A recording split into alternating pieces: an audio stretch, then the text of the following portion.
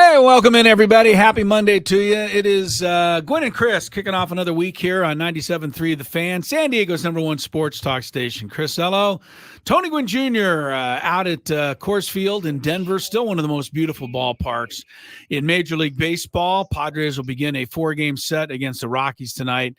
Mr. Scraby is alongside here at the Odyssey Palace Studios as we get set for a short get-together today. We'll be on till about 4:30. And then Sammy Levitt will take over with his Padre pregame show. Then it's Padres and Rockies after that. And but, look, we're happy to be with you. We got a good show. Drew Goodman, the voice of the Rockies, one of the best in the business, I think. He will catch us up on Colorado and what the Padres can expect. But Tony Gwynn Jr., home was very, very good to the NBA and NHL playoff team. Don't know if you guys saw this. 14 playoff games Saturday and Sunday in the NBA and the NHL. The home team won all 14 games. Home is also where charity begins. And in that regard, I want to thank the Toronto Blue Jays for kicking around a game yesterday. I didn't know where you were going with that. I didn't either. It was a long stretch. It was a long stretch. And I don't even know if it was I don't even know if I made it. But as they say, charity begins at home. I thought the Blue Jays played a less than stellar game yesterday after the Padres played a couple of games that were less than great.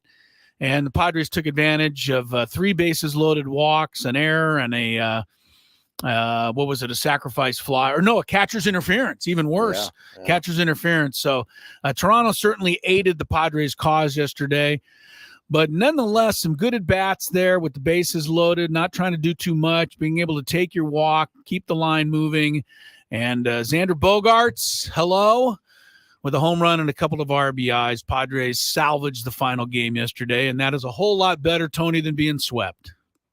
Indeed it is. Yeah, get it how you can. The Padres certainly, that series, I said this at the end of the game yesterday, that series was really determined by the other team giving the other team extra outs or extra runs. It was the Padres the first 2 games that, put them in position, and by them I mean the Blue Jays, to have those 2 wins. And then the Toronto, returned the favor. Prior to that series, the Blue Jays had been a team that struggled to score runs early. They perhaps had that, fixed because the Padres didn't play their best defense in those early innings of the first 2 games. And then in the 3rd game, Toronto certainly returned the favor. And so you get it how you can. The Padres wanted to, try to get at least 1 before heading out on the road, avoiding the sweep. They already checked the box of their first 3-game losing streak, so they avoid a 4th. And, now the Padres had to focus in on a place where, contrary to belief, because it doesn't feel this way, but the Padres are 15-6 in their last 21 against the Rockies. And so coming in here and taking care of business, I think would go a long way to kind of getting things back on. I think the thing that we should note, the Padres, from the time they went to L.A. to Milwaukee, that week of baseball played a much cleaner, better brand offensively of baseball, right? The previous week before they went to L.A. looked a lot like the series against the Blue Jays, where they weren't clean. They left some opportunities out there. And so, it goes to the old adage is you take it week by week. In 1 week, they were okay with some things to clean up. The second week, they were pretty excellent. And then, this beginning of this next little stretch of baseball, they haven't played that well, and they haven't played as good as they can. So they got to get back to that. Yeah, I want to play well. And if you play well, I think one thing that you'll get here over the next 4 days against a Colorado team that, we could go on and on about some of the reasons why they're doing so poorly, and we'll mention them. But I think for the first time, maybe the Padres can relax and feel like they've got at least a little room for error. It doesn't mean you want to kick the ball around, but you don't have to play perfect to beat the Rockies. Just go out there, do your thing. They should help you a little bit the way they're playing right now. And hopefully the Padres can get themselves a much-needed series. There was one thing I really liked over the weekend, Tony. There's a couple things. Musgrove, getting back into form a little bit yesterday, etc. Sure. I thought Vasquez pitched well, and his Padre debut was let down a little bit by his defense. But my favorite thing that happened over the weekend was Jurickson Profar getting kicked out of the game. And I think it was Saturday night. And the reason that was my favorite thing is because Mike Schilt came out and he got kicked out of the game. And Tony, I'll let you speak on this. We want our manager, always want to feel like our manager is sticking up and has our back no matter what. And I thought, Mike Schilt, the first time he's been kicked out of a game this year, I thought he picked the right time to do it. I think he sends the right message to his guys, and he tells everybody else, if you're gonna, pick on one of my guys or treat them in a certain way, you're gonna have to deal with me as well. And I think that that's gonna last going forward. I do. Yeah, no, I think you probably are right, and that was a good representation of a manager that felt like in that moment his player had been unjustly ejected. Right. Typically when a guy slams his helmet, and by the way, it was a restrained slam. He didn't wind up and power drive the bat and helmet. He started to, and then he kind of caught himself, and it was like a slow slam. But yeah, nonetheless, though, usually the worst thing that happens is you get a equipment violation. He actually got one. After he slammed the bat, he got an equipment violation. And typically what happens after that, the umpire then will turn and walk away. So whatever happens, unless there are actual words said, typically they don't see it because they've already started to walk away. In this case, it almost looked like Ramon De Jesus was, staying in there to see if he was going to then slam his helmet. And when he did, he threw him out. I think the reaction for everybody after was like, I can't believe you just threw him out over, those two infractions.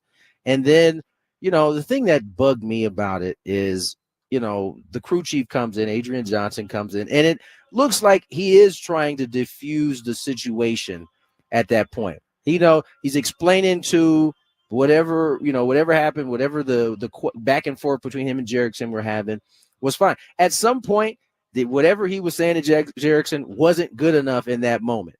And instead of just, allowing Jackson to keep it, or Jurickson to go around him and say his last little piece, whatever was said, he took offense to it. And then after that was over, him and Schilt, that's where you saw Schilt really kind of explode, was when he's going off on Adrian before he walked in there. And so I don't know. It wasn't so much that Ramon De Jesus was wrong, because if you look at the pitch, it looked like it caught the corner.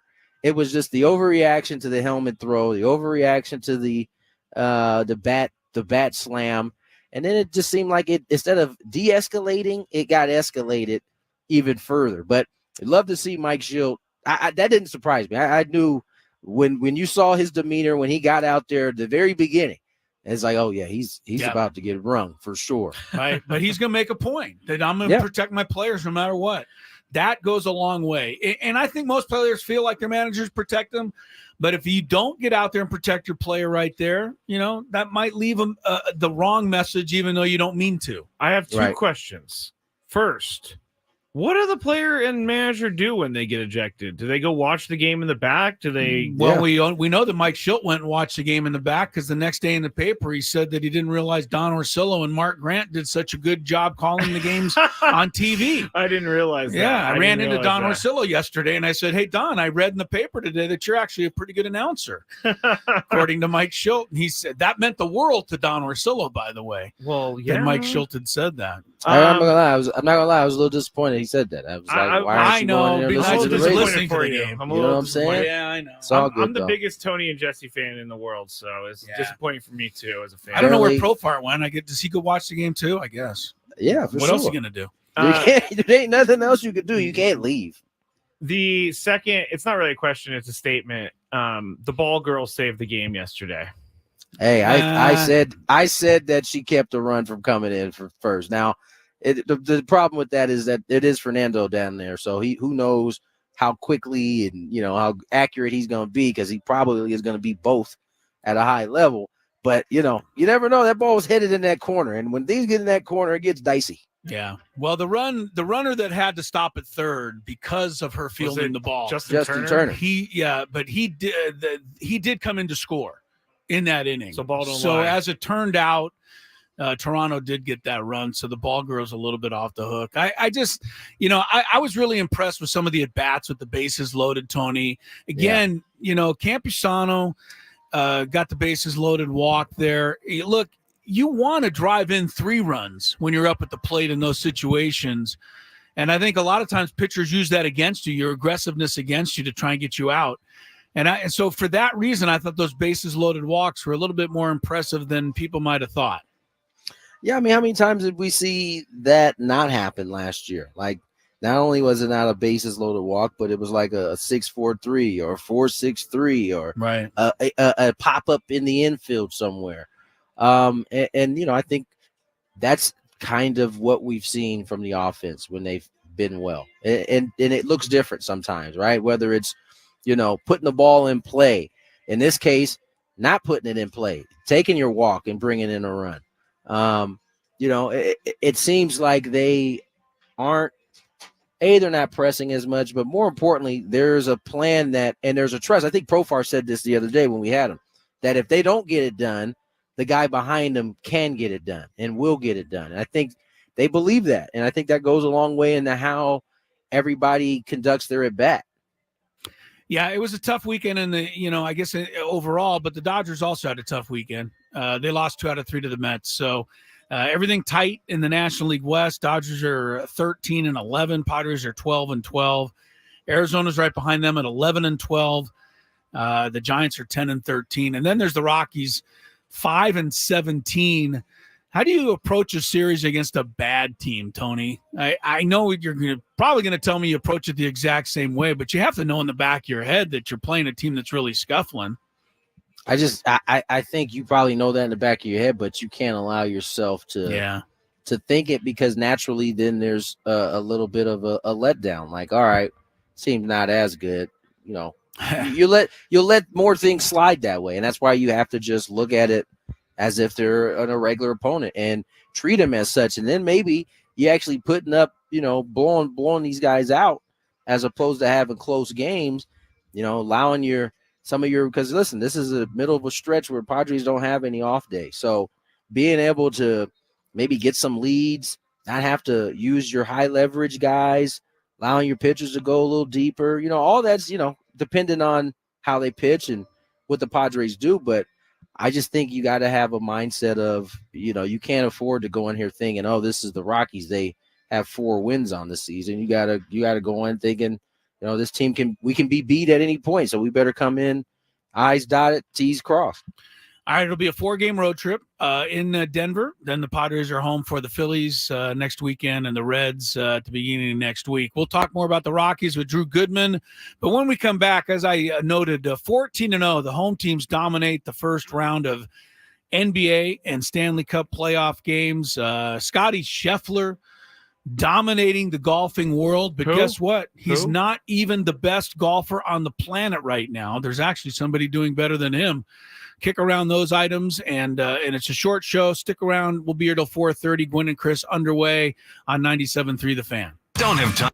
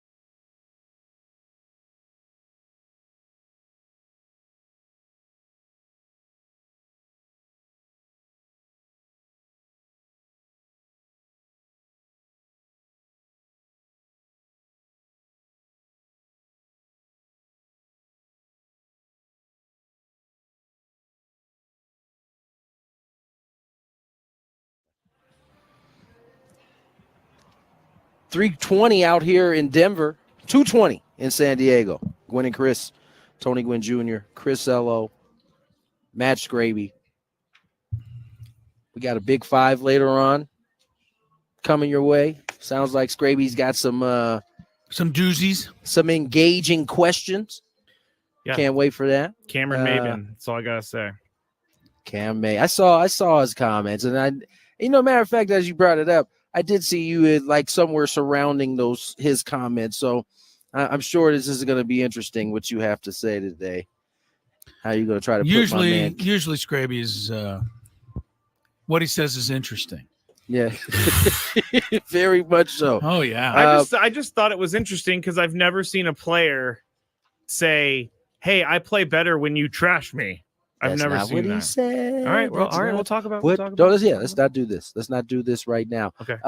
Chris, I'm sorry. You teased a couple different things before we went to break. Well, a little basketball, Tony, including your guys. The Lakers. I mean, but they weren't the only ones. Everybody lost on the road. I don't know that that's happened or when the last time that's happened, but game 1 of all 8 playoff series was won by the home team. In 7 of the series, the games were rather comfortable wins. Now, the Oklahoma City New Orleans game last night came down to a last shot, and C.J. McCollum stepped through and shot a 3 to try and win the game, about a 27-footer, and he nearly made it. It would have been an unbelievable shot, but it hit the rim. So Oklahoma City held on. But, here's the thing that I will caution NBA fans against is game 1 is not the series. Nope. And I can't tell you. I mean, I'm looking at all the talking heads today throughout sports, and they're all saying, well, the Lakers just can't match up with Denver. They just can't. They've lost to them, 19 games in a row or whatever it is. They cannot match up with Denver, and they have no shot in this series. Totally disagree. D'Angelo Russell missed his first 8 threes the other day. And they've got to have, he ended up shooting 1 of 9. They've got to have that. Denver obviously has a lot of confidence against the Lakers, but I wouldn't be surprised if out of the 8 series, you see like 4 or 5 road teams win game 2, because it happens more times than not. Yeah, I think, those talking heads obviously have the 0-9 in the last 8 playoff games against Denver. This regular season, I think it's 0-11 if you add that in there in their last 11 meetings. So that's in their mind, and I think it's easy to kind of fall into what they looked like last year. I think the difference is although D'Angelo Russell shot poorly, I think he was 6 of 20 from the field in that game, 1 of 9 from 3. The D'Angelo Russell we've seen all season isn't going to have a second game like that, at least in game 2. He's shown the ability to bounce back. Now, that being said, they're going to need him to bounce back. They're going to need him to play the way he played at the towards the second half of the season. That's part of the reason why they didn't trade him, is because they felt like he would be able to do this come playoff time. Well, the time is now, Mr. Russell. They need you more than ever. The Lakers were in that game. They got back in it after it started to get away from them again, but they just didn't have enough. It's either going to be D'Angelo has to play his normal self, or Anthony Davis is going to have to take it to a level that I don't know that we've seen him take it to this point. He played terrific. I thought he matched Joker the best he possibly could, but one of those two things has to happen for the Lakers to win. They either got to get D'Angelo back where he was, or AD's got to play out of his mind. Well, AD might be a little out of his mind anyway. He did say today that he's never pissed. Yeah, he's ticked off. He said he'll never win the Defensive Player of the Year award in the NBA because they don't like him in that league. But then he went on to say, but I am the best defensive player in the league. Wait, Anthony Davis said this? He did. So if I'm Anthony Davis, let's take a little of that anger out on the floor tonight and reject some of those shots and show, what you can do. I will tell you this, Tony. When he's blocking shots, he is a really good defender. Now, I don't know about. I don't even think he was a finalist. He wasn't. He wasn't. That's what he was referring to, that he wasn't even selected. Now, I saw Zion Williamson run circles around him in that play-in game last week, too. So, I don't know I haven't watched enough of him to where I put him on the all defense team or not. But I know when he's blocking shots, he can affect a lot of games. And I'd like to see him doing some of that tonight. Get the Lakers out on the break, get some free points. Denver, we talk about Jokic, you talk about Murray and offense and Porter and all that, but Denver is one of the best defensive teams in the league. That's why they're the champs. And to beat good defensive teams, you need some fast break points. So, and that's where the Lakers have the advantage. But you got to get stops, right? In order to get up and down the court, they didn't get enough of those in the last game. And the Denver's, when you watch them, they're kind of a throwback team, right? They want to play slow on offense. They want to run their offense. They want to get it to Jokic, let some people cut off, which is so much different than what we see now. Towards the end of the last 2 minutes of the game, they run the pick and roll as much as anybody else. But for the most part, during the the chunky part of that game, they throw it down and they throw it down low and then they absorb clock. This is why they don't score high. Well, it'll be Denver Lakers game 2 tonight in Denver, where you are, Tony. Oh my goodness, I just made the connection. Yes. Is there any way that it starts sprinkling at Coors Field after the third inning and you get out of there? As crazy as this weather has been over the last 4 days, it looks pretty normal today. But I would like to be able to walk back from this game feeling pretty good going back to the hotel. So. Yeah, I think Dylan Cease pitches like a 1 hour and 45 minute, shutout, and you get over to the Ball Arena for the fourth quarter, Tony. Get one of your escorts. Don't you have a wait, who? Well, not an escort in that regard. Like a security escort? A security escort. You get your mind out of the gutter. Hey, it's 2024. We got to clarify. Clarify. All right, clarify. Get yourself some security clearance and get on over to see the fourth quarter of the basketball game. Also tonight, Orlando, Cleveland, Philadelphia, and the Knicks. On the Stanley Cup side, the Kings open up their playoff series in Edmonton. In the meantime, lineups are out for the Colorado Rockies. Haven't seen one yet for the San Diego Padres. I'm going to go on a limb Yeah. And say the only change will be Tyler Wade not hitting ninth. That's going to be my guess. Tyler Wade not hitting ninth. Yeah, it'll be Eggy Rosario hitting ninth. Eggy will be in there today. You like Eggy? I do. I'm glad you like him. I think he might like you too, Scrape. Oh, okay, good. I just like he's got a flair. He's got, he has power. Anytime he steps into the box, he can hit it out. So I like seeing what he's hit lefties well. He's got 6 or 7 doubles. Oh, I'm sorry, year. E-Guy. Yeah, that's there his. You go. That was from the chat. That was from the chat. No, he's got to try to get. You know who's also he always is looking to get a shot in, and that's why when Mark Grant comes up to me, tell him this. Yeah, well, I'm going to tell him this. When Mark Grant comes up to me in the kitchen area, the cafeteria area up in the press box yesterday, and says, "Chris, you've got to be easier on Scraby." That's right. I said, "No, I don't." I said, "Thank you, Bud." Yeah, but I said I don't need to be easier on him because you always look to get a shot in, and I don't think people realize that as much as they should. Nolan Jones comes into tonight's game on an 0 for 23 streak. I'm well aware for the Rockies, and the Rockies come in on a 0 for 5 straight games without a home run. Three of those in Denver. I don't know that that's ever happened for the Rockies. Somebody went 0 for crazy. 20. 0 for what, you said? Jones is, I think, 0 for 22 or 23. How about that? Somebody else in the world has gone 0 for 22, huh? No, I know. Yeah, we'll probably ease back on the Xander Bogaerts calls today after he homered and drove in a couple yesterday. So we'll see if the Padres can get it going. We'll take a break here. When we come back, Drew Goodman is the voice of the Colorado Rockies, talking about Bud Black and also his former colleague there in Denver, Jenny Cavnar, who's gone on to greatness with the Oakland A's. Some thoughts from Drew Goodman ahead of tonight's series opener on 97.3 The Fan. Ben and Woods on the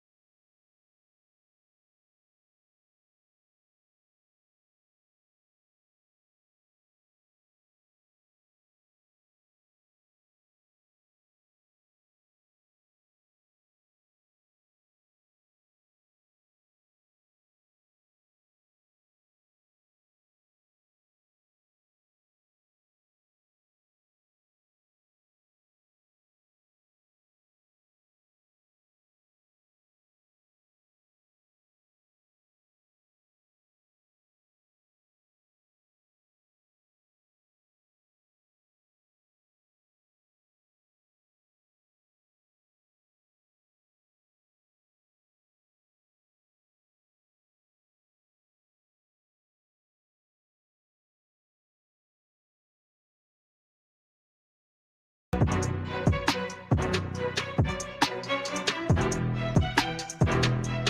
right, welcome back to Gwynn and Chris.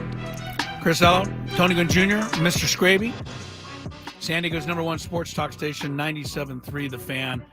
Before we get too far into this, Scrabe, want to congratulate and thank Anthony out there. Great meeting him and the rest of his family. Yeah, absolutely. Yesterday out at the ballpark. Anthony was the winner of our 97.3 The Fan sweepstakes. Biggest fan. He came out with his entire family. He got the 97.3 The Fan suite yesterday, and we were all there to enjoy the game with Anthony.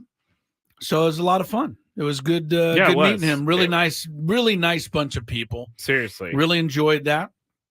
And, I've been, that's twice for me in the suite this year because I was there for your Scraby Day in the suite. Me too. Padres are now 2-0 in suite games. Every game I've been to this year, they've won. So I think I need to just keep going. Or we just need to keep going in the suite. Until further notice. Yeah, not a bad idea.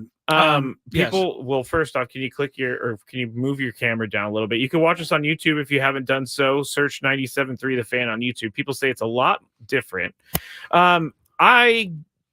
I put out a video about something that happened in the parking garage showing up to the game. Okay. And I am being dragged on the internet right now for being a insensitive human being. And the video, you can go to my Twitter at Matt Scraby or Instagram. It's a person backing into a space in the MTS lot. And there were 3 cars around trying to get around this person, but it took them almost 2 minutes, Chris, to get into their spot. Yeah, they don't care about you. Exactly. No, that's one of my biggest pet peeves, and I don't know why you're taking grief for this. We've talked about this already, that, you are wasting my time while you back into a parking space. Yeah. And I'm a little tired of you wasting my time. Well, yeah. If you want to back into a parking space, nobody's around, go right ahead. Yes. But if everybody's lined up, waiting to get into the lot, everybody's filing in for a Padres game. That's, to me, that's just flat out rude to be backing into a spot. But I'm not surprised people do it. I'm also surprised, but I am surprised that people are being critical of you for mentioning it. I think a lot of these people they don't know me at all. They just somehow stumbled across the video on YouTube. But I will say this. In the MTS lot, I do understand why it's better to back in, because it's really difficult to get out of that garage once people are trying to leave. So that's something that you need to keep in mind. Oh, wow. Tony Gwynn Jr., though, I know, is a guy that backs in to parking spaces. Are you there, sir? Yeah, I'm here. You are there. Yes. I am here. What's going on? So you probably disagree with our dissertation against backward parkers. I will say, especially in the MTS lot, if people were, how should I say this? If people were nicer and let people who do need the back out get out of their spot, you would have less backwards parking. But because no one wants to let anybody out, yes, that is a problem. You got to go have the front side ready to roll. You got to let them know you mean business. Because when you back out, right, you have to do it with caution, and they take advantage of your caution. They just pull up a little bit further. Now you got to wait till that car goes by. The next car does the same thing. Yeah. So no, you're right. You got to go forward in that nice case. To each other out there. That's a dream that I will always have. That will probably never become a full. And reality. I can back. Me and you both. That's another common misconception about this post. Oh, this is coming from a guy who's just jealous he can't back in. I might be one of the best backer inners in the world. So I don't believe that at all. I believe that you're definitely not a good backer inner, and so therefore that adds to your animosity of the folks that can and do. It can and do. Okay. Fine. In other words, you're just a hater when it comes to backing into the parking I think spot. we can all agree on that. Here's a great comment on the YouTube. Gotta hide that expired tag, though. Don't be snitching. That's right. You got to put your expired registration to the back so cops don't come by and ticket you. Yeah, that's also a good. I don't know. Are cops looking for expired tags in the NTS lot during Padres games? I mean, maybe it would be a great place to look, right? I mean, you can't go anywhere. The cars are there. They're all lined up. Not saying that they do or don't. I'm just saying it would be, if they needed to, wouldn't be a bad spot to start. People want to back up off now. I think we need to make this happen at some point. Wait, they want to back up off? Yes, like who can do like between you and Tony? Or me, us three. Us three. Are you claiming that you're a good backer upper? I don't claim that I can back in. Okay. Because I don't ever back in. I definitely claim that I can back in. Yes, we know you back in. That's where this whole thing started. This is how it all started many months ago. We have good news and bad news concerning Manny Machado for you to pass along. I don't know if that's what you wanted to chat about, Tony, before we get to our interview with Drew Goodman. But no, but I know what you're going to say, so go ahead. Yeah, the good news for Manny is they're having a baby. So congratulations to Manny Machado on Family Edition. I guess the news that goes along with that is that Manny is on the paternity list and is therefore not with the ball club. I'm assuming for this entire trip to Denver. Certainly won't be there tonight. Matthew Batten has been called up to take a spot on the roster. Correct? Correct. Well, yeah. And I don't know that it's been announced yet. Has it? It has, yes. That's why the Padres tweeted it. Yeah. Boom. There it is. Well, I knew that was coming. Yeah. I didn't know it was going to happen today, but congratulations to the Machados.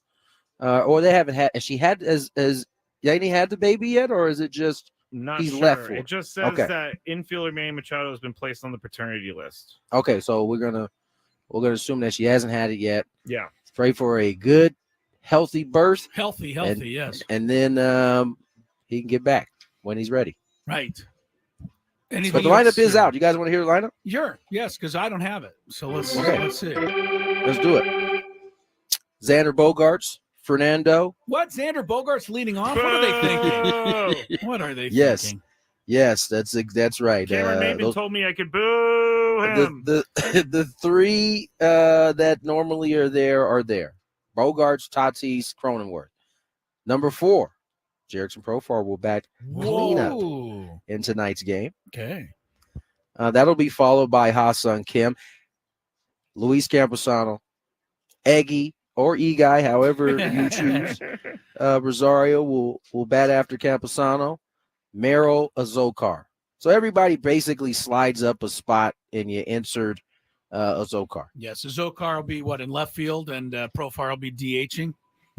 Correct. Okay. No, yes, that is correct. Yes. That's correct. So Manny is out of the lineup tonight now with the paternity list. All right.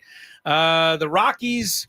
The way they're struggling, well, let us list the ways. 5-17, they've lost all 7 series they've played. They've been shut out 4 times. They haven't homered in 5 games. They've scored 3 or fewer runs in 6 of their 9 home games. On and on and on it can go. And yet, if you're a Padre fan, you're worried about what's going to happen this week. We caught up with the play-by-play voice of the Rockies, Drew Goodman, to discuss the Rocks. Indeed, Padres and Rockies beginning a 4-game set in Denver, Coors Field, and the voice of the Colorado Rockies, Drew Goodman, joins us here on Gwynn and Chris. And Drew, look, I think, listening to you, especially early this season on the app and watching some games, I feel for you. You're doing your thing. Team's just not playing anywhere near what I think you think they're capable of doing. How you holding out? Well, personally, and I'm not giving you a stock answer, and I'm sure you get this being in the business. Tony certainly gets it, from playing and a long time in broadcasting.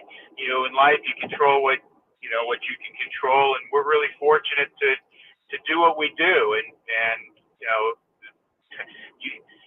there are years where you're not going to win a lot of games. Unfortunately, the Rockies are on a stretch where it's been a long time now, since 2018, but I still love going to the ballpark. I still love the art of broadcasting. I love the game of baseball.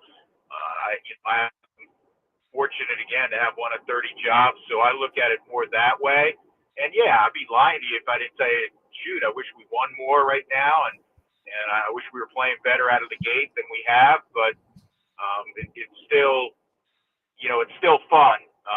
It could be a lot more fun, but it's still a great gig, and I'm not trying to just be gratuitous in that answer. Drew, clearly, a lot of things aren't going right for the ball club, but there are a few bright spots. Ezekiel Tovar seems to be kind of stepping his game up a little bit as a young player in this league. What has he done well so far here in the early going? I'll tell you what, and I would mention this to you when I hook up with you later. This dude is getting more two-strike hits than virtually anybody I've seen this year, certainly. He gets behind because he swings at everything. He has the highest swing rate in baseball. But he's amazing in that he never gets flustered. He's 22 years of age, and he acts like he's 72. I mean, he's just like been there, done that, calm, cool, collected.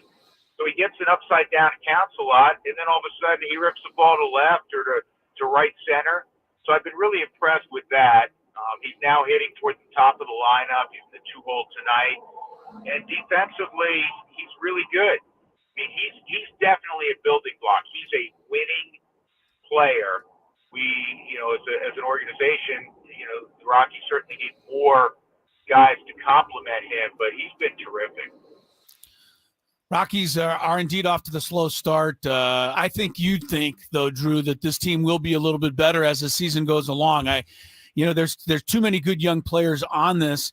And then you go to a game like yesterday, the first of a doubleheader, and bottom of the ninth inning, and Stallings hits one almost over the fence. A fan reaches out, and instead of a game-winning home run, they call him out for fan interference.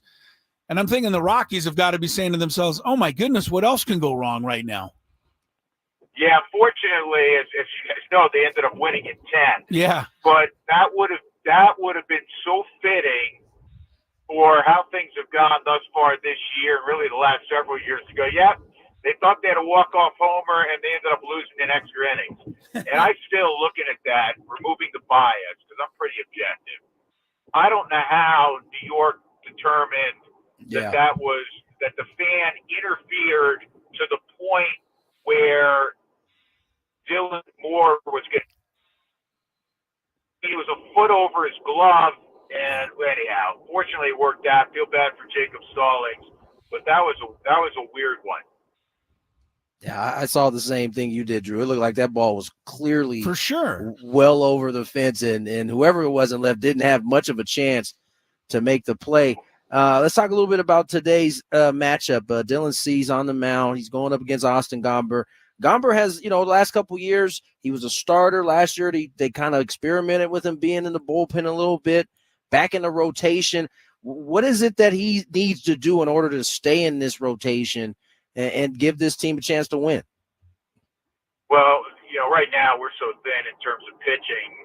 You'd have to be, I hate to say it, you'd really have to be struggling big time not to stay in the rotation. And specific to Gomber, he's actually been very competitive in each of his outings. And Tony, he's not overpowering. He's got a good curveball, solid changeup. He doesn't throw his fastball a ton. He spots with it because he's really, he's 89, 90, maybe he touches 91. He knows how to pitch. He's a really tough competitor, and he's been able to keep the Rockies in games. And look at his second half numbers a year ago. His final, I don't know what it was, 12 starts, really pretty good. And that's kind of been the narrative with a lot of our starters this year.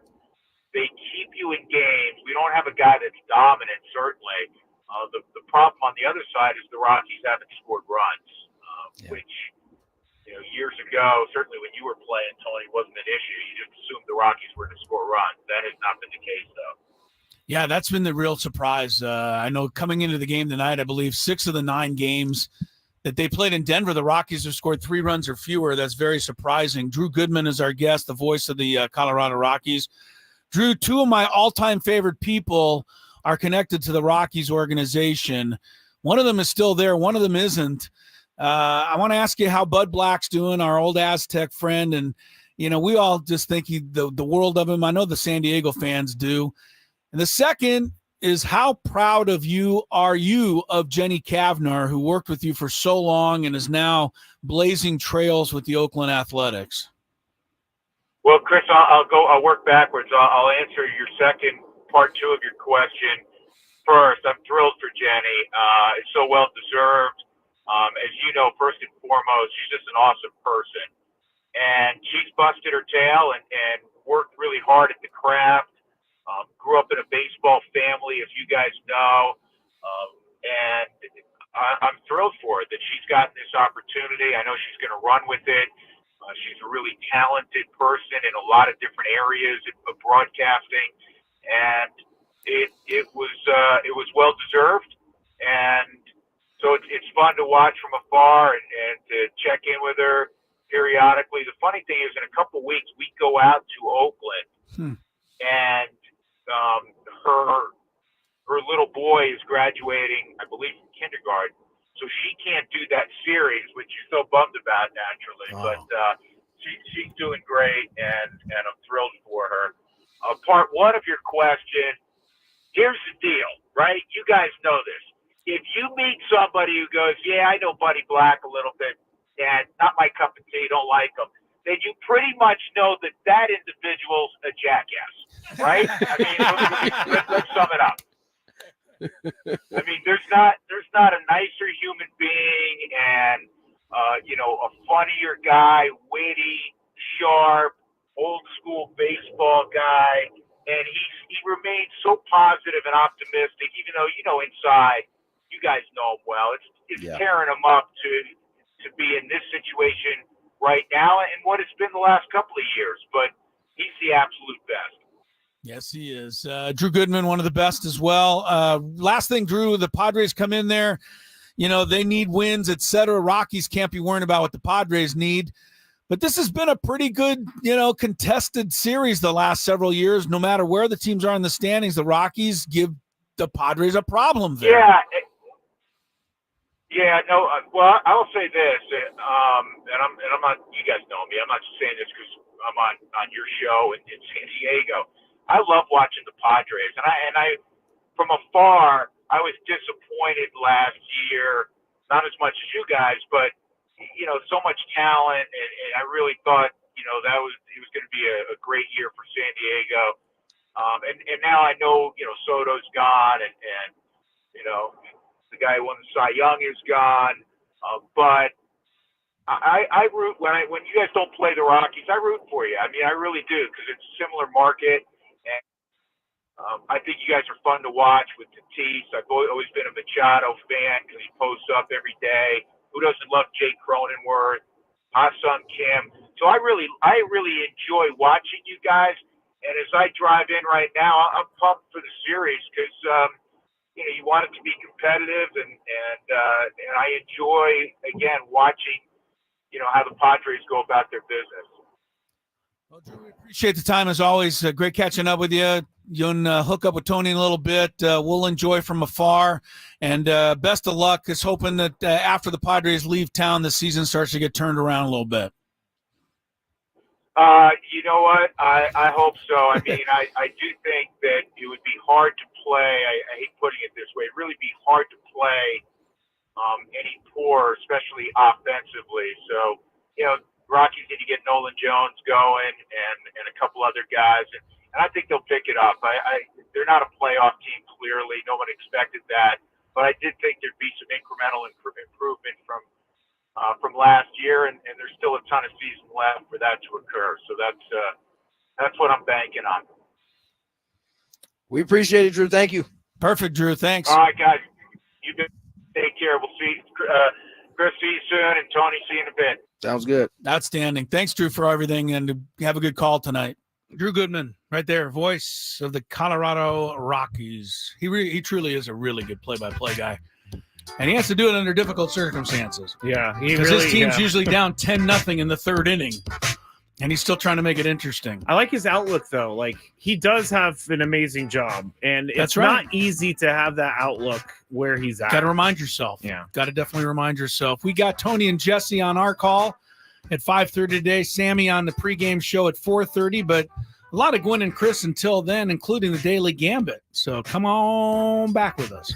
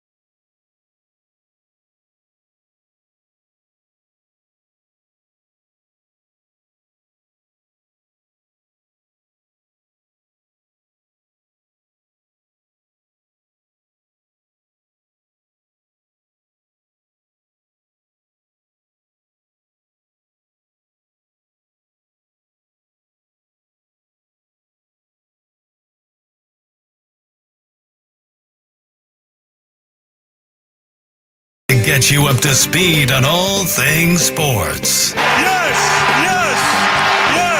With plenty of nonsense in between. Oh, look! Here comes our fearless producer!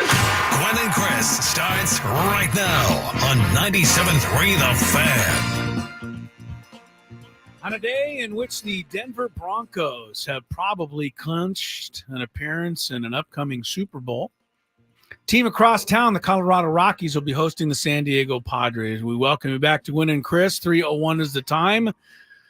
By the way, if you're wondering how the Broncos clinch themselves an appearance in an upcoming Super Bowl, it's because they traded today for Zach Wilson. Really?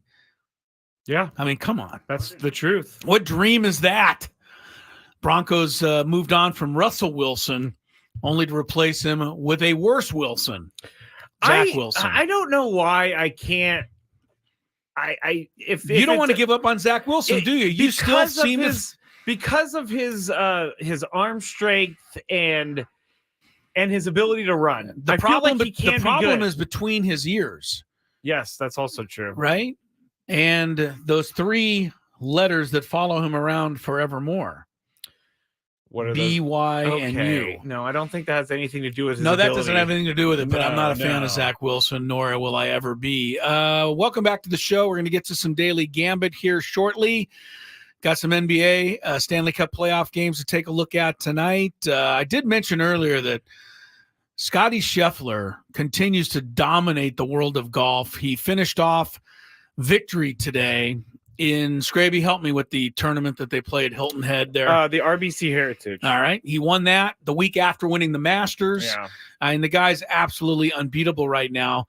But he's not the hottest golfer on the planet. Hey, you said this earlier. I have no idea what you're talking about. Oh, you don't? There's a golfer that's hotter than Scottie Scheffler. Her name is Nelly Korda. Oh. Nelly Korda has won not 2, not 3, not even 4. She has won 5 consecutive tournaments, which has only been done twice previously in the history of the LPGA. Yeah. She finished off victory yesterday in the Chevron Championships, the year's first major. The only negative, this is kind of too bad because a lot of golf fans, she was supposed to play this upcoming weekend at the JM Eagle LA Championship at the Wilshire Country Club. Wow. In Los Angeles, near where I grew up. Oh, wow. And she withdrew today. So that's a bummer for Southern California golf fans. But 5 straight wins in I'm a embarrassed. row. I should have known that. I should have known that because I actually was watching Golf Channel the other day and they were talking about it. I don't know a whole lot about Nelly Korda other than the fact that her father, Peter Korda, played on the tennis professional tour for many years, and she has is it a twin sister or just a sister? I'm not sure if it's twin sister, but she has a sister, and I know they're both good. Yes, I know that during one of the U.S. Women's Opens, her dad, she fired her caddy in the middle of the round or something, and then her dad had to come out and carry them. Or no, her boyfriend did. Come out of the crowd. Her boyfriend came out and carried the clubs for her. It's kind of crazy. Whatever, right now it's working for her. Nelly Korda. All right, Scrabe, we got Padres and we got Rockies coming up tonight. If you missed the news about 20 minutes ago, Manny Machado placed on the paternity list. That is wonderful news for Manny and his family. Unfortunately, selfishly, not the best of news for Padre fans who will be without Manny in the lineup for a few days here. Jerkson Profar moves into the DH slot. He'll bat cleanup tonight. And Jose Ozokar gets the start in left field. Let me just please tell the Padres to run the bases better tonight than they did yesterday. You know me, Scrabe. I'm a stickler for running the bases. And Profar, you cannot, I love him, but you can't get picked off second with second and third and 2 outs and Hassan Kim trying to single in 2 runs. I mean, that cost you a chance at 2 runs. Yeah. And I don't need to be analytics to tell me that that's a big deal. Yeah. You can't just take yourself off the bases there. And Tyler Wade, if I've been told it 1,000 times, it's been, emblazoned in my head since I've been about 8 years old. When you're on base with less than 2 outs, freeze on a line drive. I have heard it since I've been in Little League.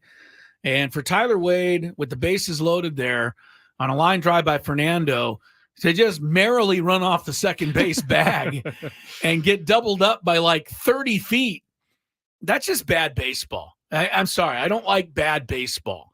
So let's clean this kind of stuff up, even though it is the Rockies. This Padre team is really, Mike Schultz said it today, 12-12, could be better, could be worse, but he loves this team right now. He likes what he's seeing. I'm with him. I like what I'm seeing. You're having some mistakes here and there, but I think the makeup of this year team is, built for some success. But, one of the things you got to do to have a winning season is punish bad teams. Yeah. So the pressure's on the Padres to go in there and do damage here the next 4 days. The problem is, we say this every single time the Padres go and play the Rockies. Seems like the Rockies give them a works problem. out for us. It seems that way, but Tony mentioned earlier before he headed off That's true. broadcast that the Padres have won 15 of the last 21. That is true. So they've been playing better against the Rockies, but it doesn't seem like it. It seems like every time the Padres go there, there's a rainstorm and Nolan Jones hits a hanging curveball into the third deck. I still see it. Yeah, on a Sunday afternoon at the end of a 9-hour game. Yeah, after Trent Grisham ties it up with a home run in the top of the ninth. I know. That kind of stuff seems like it's happened against the Rockies more times than not. All right, let's get to some winners, some losers. Mostly losers for you this weekend, Scraby. Yeah, oh, my gosh. Last week was bad. Yep. Today's Daily Gambit. Do you like money? I think about money a lot. Do you like money without doing anything? Winning. Do you want to make money while watching sports? I think Washington is immortal luck. Washington! Woohoo! If you answered yes, this is your segment. Just don't blame us when you lose. Nothing is ever your fault. It's your game. Take it. Gwynn and Chris go through the top bets of the day in The Daily Gambit on 97.3 The Fan. Daily Gambit is our daily sports betting segment here on Gwynn and Chris. Please, everybody, gamble responsibly. Real quick, this has nothing to do with gambling, but our boss, Adam Klug, his team is in trouble right now because they're being investigated for tampering with Kirk Cousins in the free agency period. The Atlanta Falcons. The funny thing about that is, did you really have to cheat to get Kirk Cousins? I mean, was he in that much demand? I don't get yes, he was. I really don't get it. I know that the Falcons think that they're much improved now with Kirk Cousins. I do. Okay, I think they're improved too, but not because of Kirk Cousins, but just because of how bad they were at quarterback before. Kirk Cousins is an upgrade, but Kirk Cousins is a stat guy only. And just ask anybody who's rooted for him in a Monday Night Football game or a playoff game. He has never come up big once. It just hasn't happened. The stats back me up, Scrape. No, I'm not denying it. That's why I'm being quiet over here because I have nothing to say. But I do think that Kirk Cousins is due for one of those years. Because he may have a great year, and then the Falcons will go in the playoffs and get punished somewhere. Probably there, yes. It's like, look, I'm be honest with you about my own guy. Until Tua can go in and beat a winning team, a good team, I'm going to have reservations, and the stats say it. Right? Tua was like 10-1 last year against losing teams. He was 0-6 against winning teams. Those numbers follow you around. I think he was 1-6. They beat Dallas in a close game. But you've got to be able to do that, or these numbers will follow you until you change it. They certainly And we know will. that Tua put up monster numbers last year. Yeah. But not against the good teams. So it's a big deal. That is true. All right, let's get into the Gambit. What do we got? All right, I'm going to go through this quickly because we got some juicy Big Five topics. So we got to make sure that we have enough time because we don't have time for a carryover today. Okay. I lost my Bulls parlay mainly because the Bulls lost by 21 points. Yeah, you're never even in the game. No, the New Orleans Pelicans were -1 over the Kings. We both chose the Kings, and New Orleans won 105-98. Without Zion. Yeah, without Zion. Yeah. Denver -7 over the Lakers. We both chose the Lakers, and Denver won 114-103. Yeah, I expect the Lake Show to bounce back tonight. The Toronto Maple Leafs -1.5 on the puck line over the Bruins. I chose the Bruins. You chose the Leaves. Boston Bruins 5-1, so I win that one. You won that finally. one. There's a win. Padres Blues. Padres Blue Jays over under 8.5 total runs on Friday night. Both of us went over. Both of us were wrong. It was 5-1, so that's 6. And then here's one that Chris and I both had already said we've lost this bet. Nick Lodolo, Reds pitcher, over under 7.5 strikeouts. I think like through 3 or something, he had 6 strikeouts. We both said under, and he did stay right there at 6 strikeouts. Yeah, so we got that one. There's that. All right, overall for the week, neither of us have a lot to brag about. I was 11-12. You were particularly poor at 7-16. So, oh man, I think that's my worst week yet. I didn't know I was doing my picks against the Rockies here today. Let's see if we can have a bounce back week, but take our selections with a grain of salt. First up in Denver tonight, the Nuggets, again, are 7-point favorites over the Lakers. Game 2. I went on a thing earlier. I said, watch out for game 2. Oftentimes, the team that lost the first game bounces back. But the Lakers have lost 11 in a row to Denver, going back to last year. There does seem to be something, but I'm going to have faith. Lakers even the series tonight. So, I think they're going to win, so I'll definitely take the +7. Scraby, what you want to do? I think I'm going to go Nuggets. You're going to just stick with what's been working. The Nuggets keep beating them. All right, New York and Cleveland tonight, game number 2 of that. It's not New York and Cleveland. It's New York and Philadelphia. And it's also Cleveland and Orlando.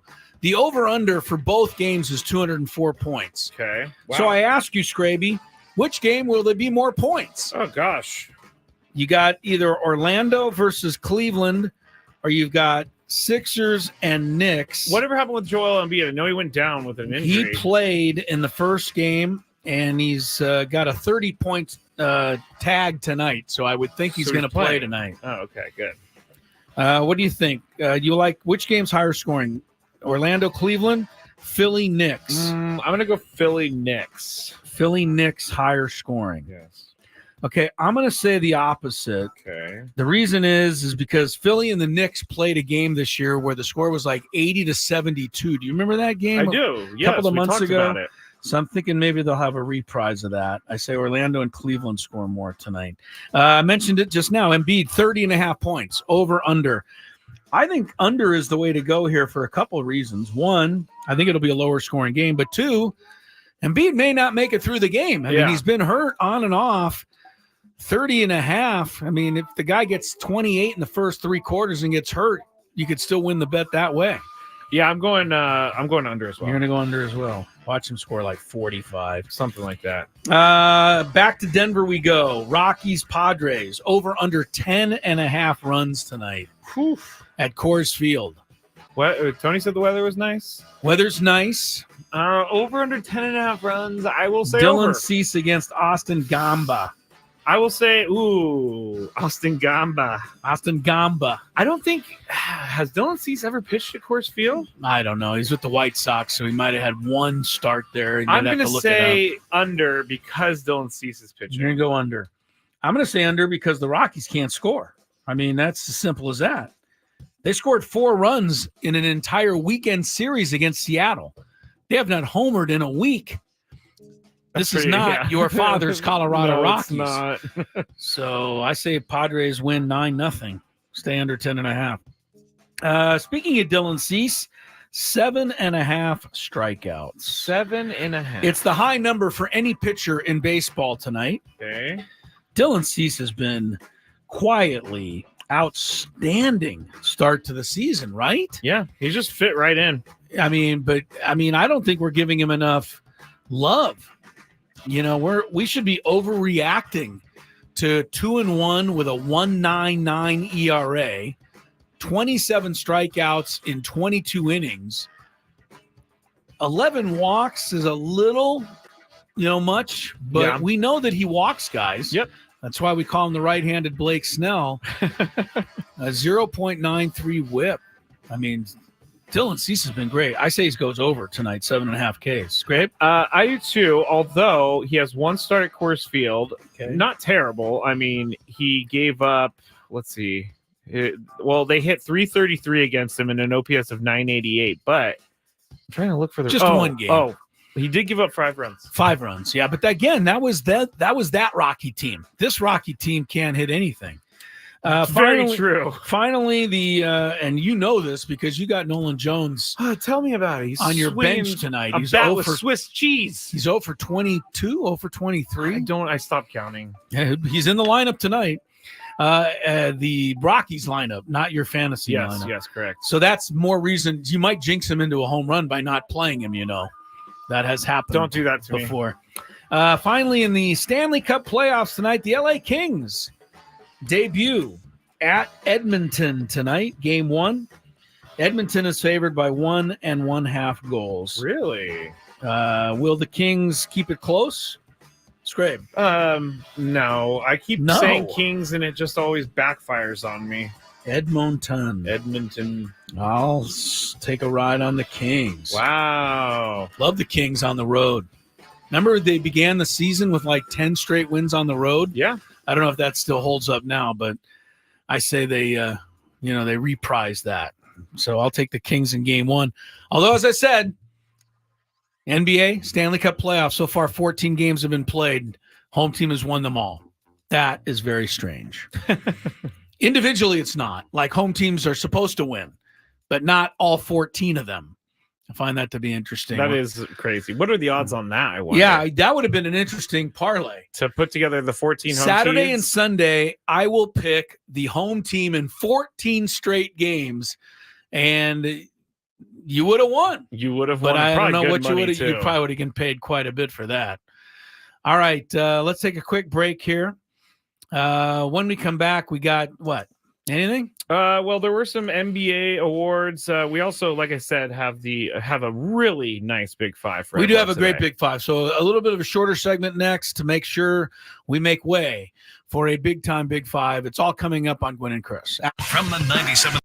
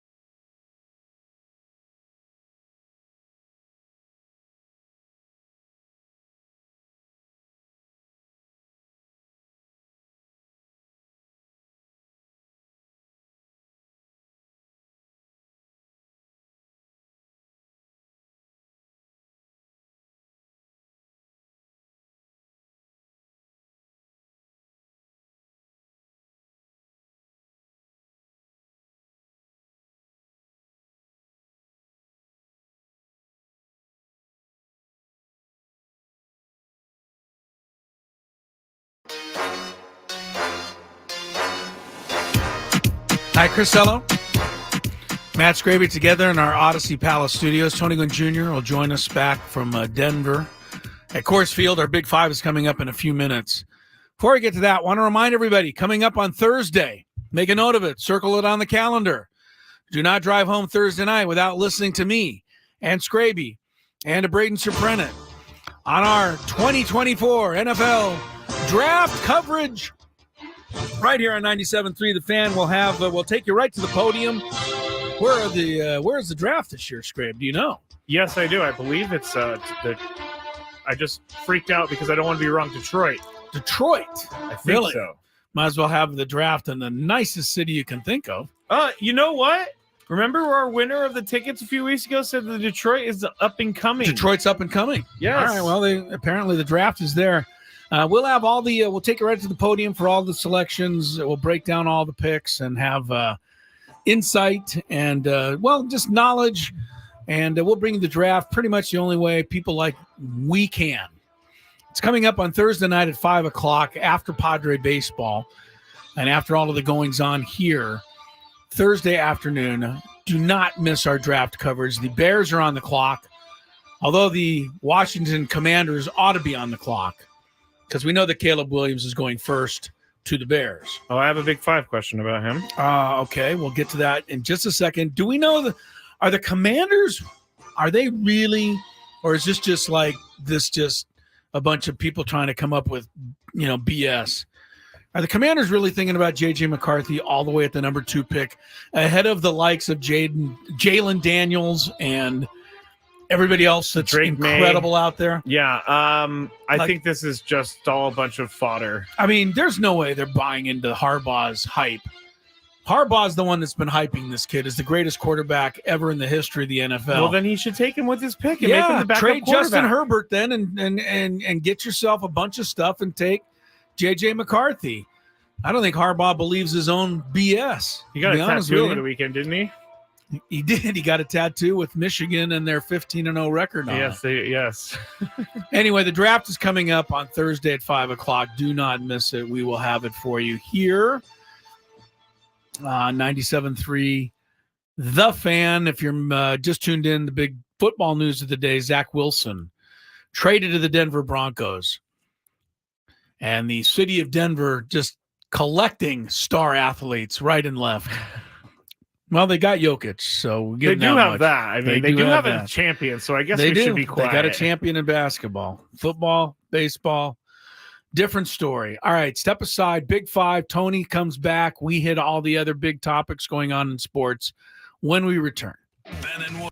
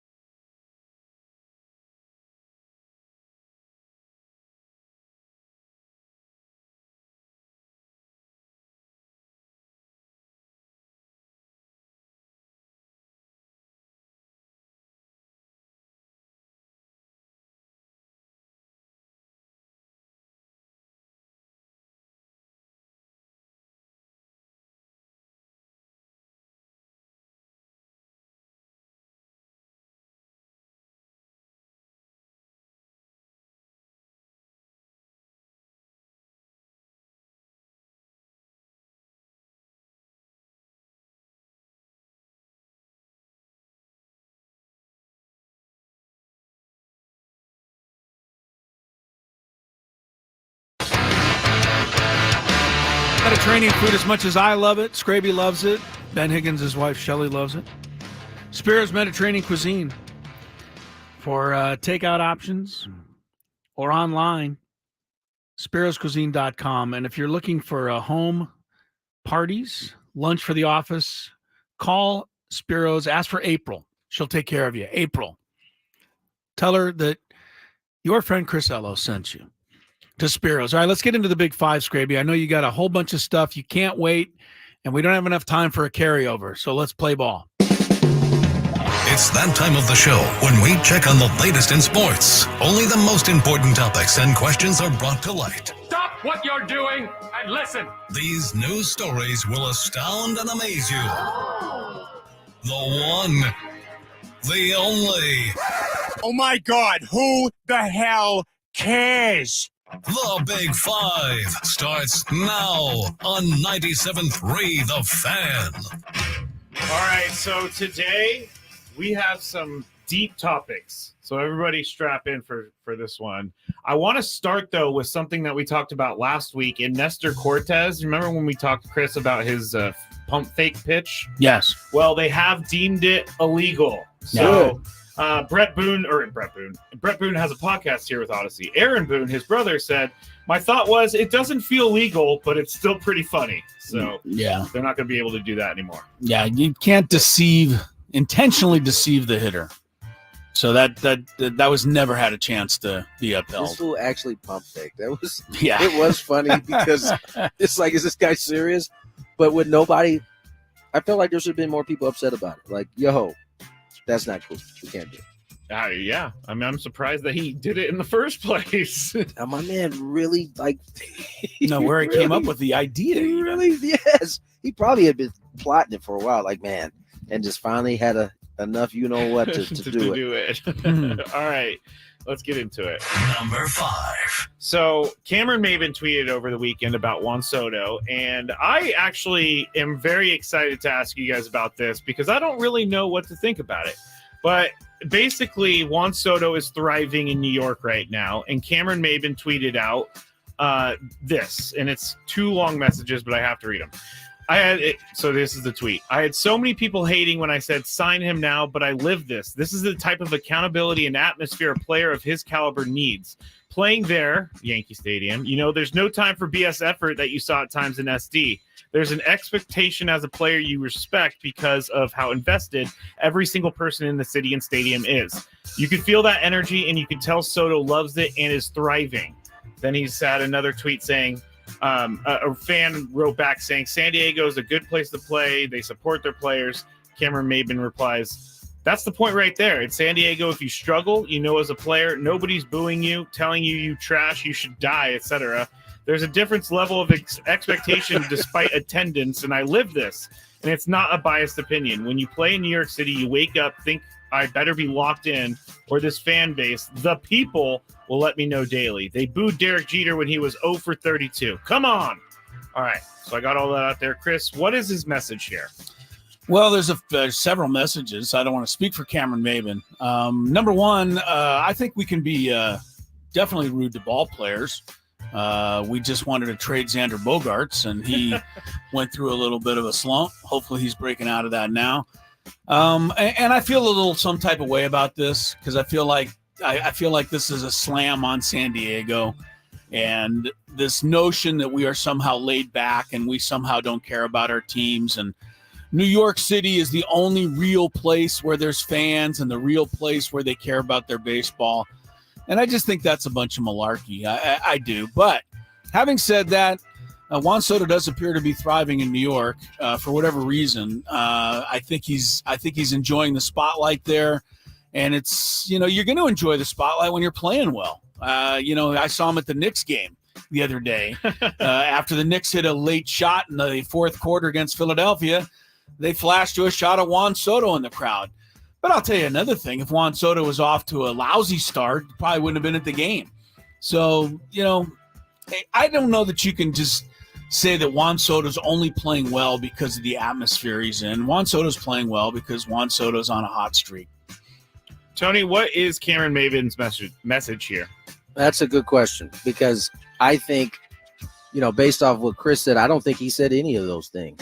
I think what he said, because if he said things like, "Go kill yourself," or whatever was he said. I want to do something like those type of things. He said something a little stronger than that. He said, "You're trash. You should die," etc. There you go. You should die. Okay, that's not something that I think you hear out here in San Diego. I think the other point that he's making here is that when you break it all down, we can take this back to the Hosmer situation because we know how it appears that everybody felt. But I was in those stadiums. Didn't hear not one time him come up when he was struggling and him being booed at Petco Park. Not once. Not once. And so you have to ask yourself, is that a real thing that everybody can't stand him, or is it real in that people here show professionals grace when they come to the field? Now, Twitter is a whole different thing, which is where most of the words that are said comes from, right? And so that whole thing of what's real, what's reality, what's not, comes into question here. I don't think he's saying that Padre fans don't care. He's just saying they don't boo. You don't have certain when we open up the phone lines, I very rarely hear people call in and like bash somebody online. It's mostly said on Twitter. And so I don't think I think that's the message he's saying, is that, and I think this is true. I think if you asked any player that's playing Major League Baseball right now, the difference between playing in San Diego versus playing in New York, the vitriol when you struggle there publicly is a lot different than it is here in San Diego. And I think there is an element of players know that, not that they necessarily need to be locked in, because I think they're pros, so they do that anyway, but there is an idea in the back of your head, like, this could get ugly if I don't perform the way I need to perform. And listen, that doesn't mean you perform. We've seen many people go into New York and struggle with these very same things versus guys who come in there and seem to have thrived. Now, of course, as Chris said, this isn't all of what is making Soto play well. We don't even know if it's a part of it, but I think it's the idea that the two sides' fan bases are different, I don't think is news to anybody. Very interesting, because I don't really know where I'm coming out on this. To me, it seems like Cameron Maybin was saying, hey, San Diego, you need to be a lot harder on your players if you want them to play better. So he basically gave San Diego fans license to be crazy and pushing their players. I don't necessarily know that that's what San Diego is, though. And I think that is the point. That is exactly the point. Why do we have to be mean to players for them to? He's not telling you need to be mean to anybody. He's just stating what the difference is between the two fan bases. Now, he is certainly attributing some of the success Soto is having to some of it, but he's not saying that that's what needs to happen. Like, New York is not the only people that has great players and wins championships, right? Mm-hmm. New York fan base is different from the St. Louis fan base. Does anybody consider them like the most ridiculous fans? No, most people would say they're what? That they are the classical baseball fan. Yeah. Right? I don't think I think people are going to feel some type of way because San Diego's mentioned in it, but it's merely stating stuff that we already know. It doesn't mean that this fan base doesn't care. Clearly they do. They show up in droves every game. So clearly they care about the ball club and they want to see them do well. They just handle when somebody's struggling differently publicly than the New Yorkers do. I don't think there's really any question on that. Chris, anything else? I mean, we can go on about this for a long time. No, I never saw a shot of Juan Soto at a Gulls game, but I saw him at the Knicks. I think he seems to be thriving in this. I think the Knicks ticket is a little bit of a better ticket. Yeah, no, I think he's really. I think for now he's certainly thriving in this atmosphere. There's no argument about that. Right, an 0 for 50 could have them doing exactly what they're doing to Aaron Judge right now. By the way, who couldn't do anything wrong, by the way, not that long ago. But that is the iron. Now, I promise you, if Aaron Judge was here, right, and had performed the way he had performed, and had gone on an 0 for however he's playing right now, the people of San Diego would not then boo him ridiculously, like the Yankees fans. Do you guys disagree with that? I think no, the fans would give him a standing ovation like they did with Xander Bogaerts here. I'm not even saying that they would give him a standing ovation. I'm just saying it wouldn't be, at least I've never seen it here before, where San Diegans will have somebody struggling and would turn into absolute boos. Yeah, I don't disagree. I've never seen it. I don't remember any of that. Chris, maybe you do because you've been around for a long time. Because I'm old. No, I don't know. Maybe it's because we do the talk show and I have people calling in telling me how terrible Xander Bogaerts is. So I do see frustration from San Diego fans. But yeah, it's not the same as New York, and we'll see how Juan Soto handles it the first time he has to go through it, because invariably he'll have a stretch. All right, we need to absolutely. Yeah, we do need to get moving. So number 4. Let's stick with the Yankees this morning, today in the Bronx. Actually, that would be this morning too. Mm-hmm. The Yankees were taking on the A's when this broke out between the umpire and Yankees manager Aaron Boone. Is the first base umpire you saw making that call? You're not yelling at me. I did what I was supposed to do and check. I'm looking for him to get hit by the pit.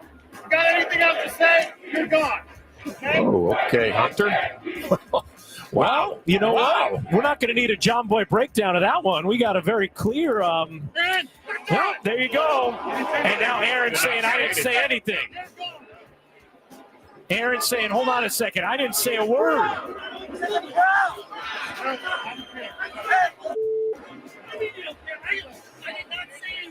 All right, so the rest of Aaron Boone is pretty difficult to hear, but that audio right there is awesome because you don't get to hear that on the field. Well, explain it to people who didn't see it. There was a fan sitting behind Aaron Boone who was heckling the umpire. Okay. And the umpire wasn't looking in that direction and threw Aaron Boone out of the game. Yeah. That's basically what happened. Tony, who do you think is in the wrong here? I mean, ultimately, Hunter's in the wrong because he threw Aaron out. However, that's when you've already it was the second batter of the game, if I'm not mistaken. If you've already pissed the umpire off that much to the point where he's telling you, listen, I've heard enough, blase, blase, blah, the next word, you're gone. Do you know how many times that somebody else could have yelled from his dugout and that he would, the same thing would have happened? Like he would have got ejected. You pushed the line to the point where now, because he's not going to we would be on Hunter Wendelstedt if he was, after he told him, he gave him a warning, he just stayed staring in there, right? Like waiting for him, like a stare down, we'd be all over. So, once he turns his head, he could still hear. And if he perceived, somebody to have said something, even if it was the fan, you put yourself in that, already put yourself in that situation to begin with. So, yes, Hunter got it wrong because in that case, we got video of Aaron all right, let me shut up before I get kicked out and not say anything, only to have the fan who was just happened to be literally directly behind him yelling at the umpire that got him wrong. It's really good audio. I love it. Chris, what do you well, it's ultimately and when you let that thing, sorry, Chris, when you let that thing play out, it does start to seem like Hunter realizes, dang, maybe it wasn't him. But at that point, he's already ejected him. Yeah.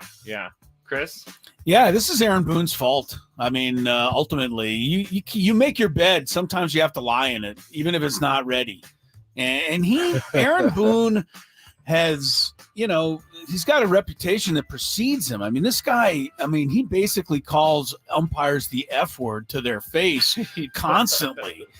And I can certainly understand Hunter Wendelstedt and any other home plate umpires had to deal with him in the past, going in with a preconceived notion of what they're going to be dealing with on that day. So, that to me, puts the umpire's antenna up before the game even starts. And that's on Aaron Boone. That's his reputation. He's created that.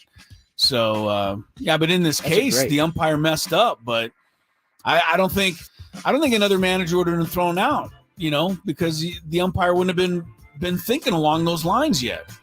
It's such a great point. Like, it has been entertaining for us to watch, but the ramification of that is these umpires now, when they go in the Yankee Stadium, they're like, what's going to happen? What is going to happen today? Yeah, exactly. What's going to happen today?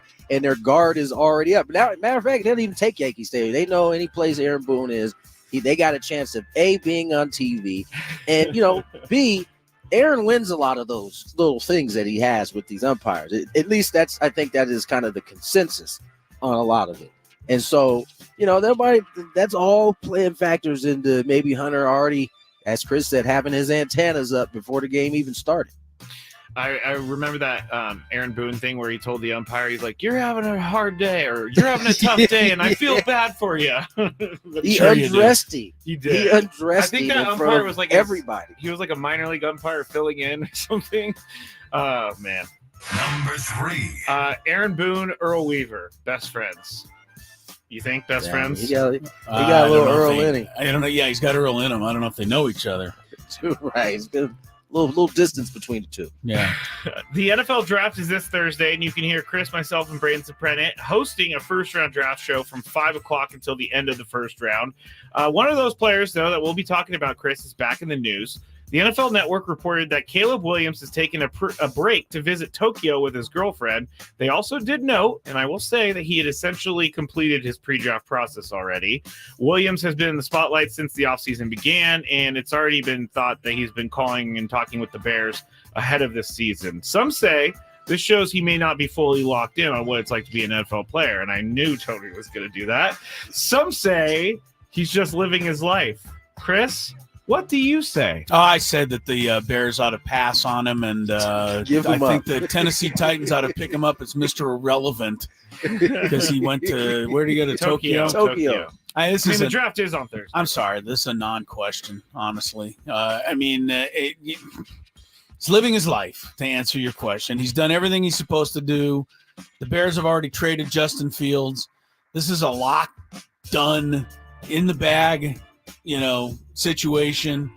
So why not go enjoy yourself before you have to go to work? I mean, as soon as his name gets called on Thursday, his life changes officially, and he will have to go to work. I'll tell you one thing. The critics of Caleb Williams would hate it a lot more if he went to Tokyo next week after he was drafted. Right. I would love to see that happen. I don't see any problem with him. You're going to be bearing down and going to work. So he's taking a break before he starts. Nothing wrong with this. Tony? So first of all, I have a confession to make. This whole time that you and Chris have been telling me you had a draft show you guys are doing, I thought you guys were like joking, but no, we really do. We really do. Well, it's understandable that you weren't sure because you know of my affinity for the draft, right. And we had a meeting last week. That was the whole reason why I was like, they can't. I just started going along with it because I thought that you guys thought it was funny, but it was like you guys are serious. No, we're serious, and I did bring up that in the meeting about doing the draft show. Hey, Chris, you actually hate the draft. Why do you want to do this? That's why I'm the perfect person to host it because I'll keep everybody on an even keel. That's good. That's good. All right, so to answer your question, what was your question again? Where do you fall on Caleb Williams taking a trip to Tokyo before the draft? First of all, I hate us. I hate us. What I mean by us is us media folks. Like, if you are reporting that he's pretty much did everything he's supposed to do, why are you even reporting that he's going to Tokyo before the draft? Like, at that point, I could see if he hadn't done everything. Okay, then it's newsworthy at that point. But the fact that he has, and now he's going to go to Tokyo to maybe, I don't know, let his hair down a little bit before things get real serious. It just seems like this is a silly attempt to stir the pot for no reason at all. I agree. It's like, and you know what? If he throws an interception in his first game, it's not going to be because he went to Tokyo this week. You don't know that. You don't know. Oh, somebody will blame it on that. Number 2. This just shows his commitment. This is why you don't go to Tokyo. That's You right. go and pick in your I first do game love of it. your career. Breaking news: Caleb Williams goes to Tokyo. By the way, he's already done all of his work, so he's good. He's on vacation. Right. That's what it's like. Sounds like they're whispering it. You're right. Not only did he have the audacity to go to Tokyo, but he actually takes an hour out of each day to eat a meal. Oh No. Oh my What lord. is that? I have to waive my lunch hour on this job. I need to get Caleb Williams' agent. All right. The Olympics. They have criticized World Athletics because the World Athletics people are promising to pay $50,000 for each track and field gold medal won at the Paris Olympics. So this is a long paragraph that I don't really want to read right now. But in the end, the Olympics don't think that Olympians should be paid for gold medals. But this whole Olympic sports World Athletics thing thinks they should. So with that terrible explanation, Tony, should Olympians be paid for medal wins? Oh my lord. I haven't done any research on this. Off the top of my head, yeah, why not? Okay. What is it? Just gold? What about silver and bronze? It says $50,000 for each of the 48 gold medals in track and field. So it looks like just gold. So just gold. Hey, I'm sure someone will come up with a reason why we shouldn't do it. Until I hear it and kind of digest it, I'm going to say, yeah, why not have them, the best of the best, be able to get some chips out of that. Grab their bag. Fill up their bag. Oh, sorry. Get a bag. Yes. Yeah, get a bag. My gosh. Learn the terminology. Sorry, I'm only 38 years old, everybody. You went there. I did. No, I know. I said Grab it wrong. a bag. I said it wrong. Chris, Yes. should they be paid for medal wins? Well, I think the notion that the Olympics is completely Clean? no, not clean, but Against it. no, the Olympics used to be all about you couldn't be a professional. You couldn't participate in the Olympics if you were a professional. It was an amateur event. Gotcha. The whole squeaky clean amateur. NBA players did not play in the Olympics way back when, nor did NHL players play in the Winter Olympics, because once you had been paid, you were no longer eligible to be an You were Olympian. dirty. But yeah, I believe those days have long since passed. Long since passed. So this question basically, like the one before, it has little merit. Of course, if somebody's got the money and is willing to pay these people $50,000 to win a gold medal, so be it. Chris, when was the last year that the Olympics was all quote unquote? I think I would say you'd have pure? to go right around the Dream Team time. Because 92. I would say around there. 1988, the Olympics, the men's Olympic team lost the gold medal that year in basketball. And so the United States decided, we absolutely can never lose the gold medal in the Olympics ever again. It's true. Right. And so they went and put the Dream Team together, and they went past every single rule of the Olympics, which said you couldn't have professionals compete. And their point was all the Russian athletes were being paid by the Russian Federation to compete. So why not? And anyway, so it's been going on since long before the early 1990s, but I think that's when it started to come to light. That was a lot. It was. Number 1. All right, there is a change.org petition floating around the internet right now, and it is trying to force a change within the Major League Baseball umpire union. The petition would like to have Angel Hernandez removed from the umpiring ranks, and currently, guys, it has a whopping 65 signatures. And it's not going fast. The signatures are coming in slow and steady. So, Chris, would you like me to sign this petition for you? You know what? I guess in a perfect world, Angel Hernandez is the worst umpire, so we should remove the worst umpire. I don't know. We saw some pretty bad umpiring here in San Diego over the weekend. Well, they miss calls. Again, I've often stated that I don't mind a world in which a call is missed once in a while.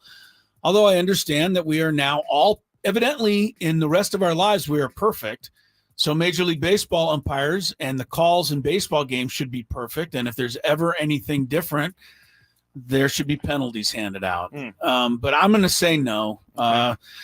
You know what? Angel Hernandez he's so fun to make fun of. He did the Padre Brewer game last week. I know that they missed a couple of calls on balls and strikes, but if you know that Angel Hernandez is umping, swing the bat. Don't leave it up to him. That's always been my take on it. Tony, would you like me to sign this petition for you? No. Anthony Keith Gwynn Jr. Keith Gwynn Jr. Queef. Yes, I said Queef. That's what I said.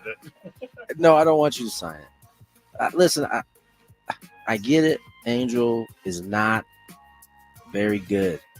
He's not as good as the rest of his crew. But I'm not with like petitioning for a dude to lose his job. Like, are we really is his balls and strikes really having that much of an impact on your life? Like, I mean, just we're really giving signatures so a dude can get fired, basically. Like, that's. And by the way, it's of a sport that, you know, I don't know. I think we need a good grip on that. First comment on the change.org petition from Thomas Wolfmeyer. He is incompetent. Yeah, I bet you're incompetent in a bunch of things you do, Mr. Wolfmeyer. It just seems kind of crazy to me that like you got 69 signatures. 65. Yeah, not 65. too good. You gave him too many. I think the amount of signatures is answering your question for Do you. you care about Ronnie go. Royer and what he had to say? I don't. When we get back, we are going to do Chris versus the fans. Call in 833-288-0973.